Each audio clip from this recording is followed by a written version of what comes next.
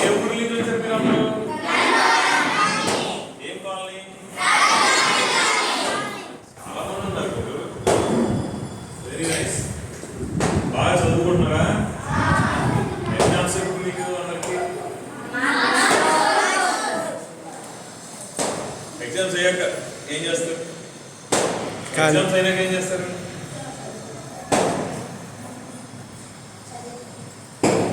Okay, exams అయిన తర్వాత బాగా సాంగ్స్ నేర్చుకోండి, పాటలు నేర్చుకోండి, వాక్యం చదువుకోండి.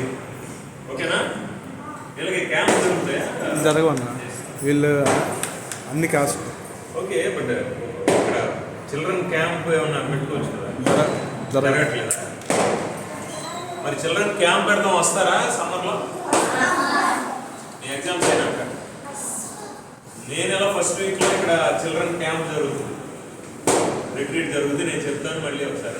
అప్పుడు మీకు ప్రత్యేకంగా మీ సండే స్కూల్కి వచ్చి మీ వయసు పిల్లలందరికీ పాటలు ఆటలు అన్నీ నేర్పిస్తారు. ఇక్కడ పొద్దున్నే వచ్చి సాయంత్రం రాకుండా వెళ్ళిపోవచ్చు. ఓకేనా? చెప్పండి.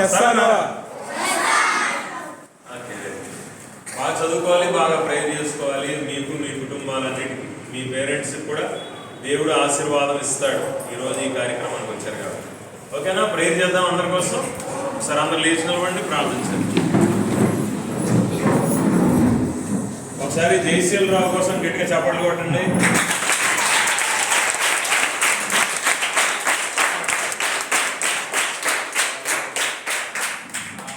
చాలా కష్టపడి అందరిని తీసుకొచ్చారు కదా.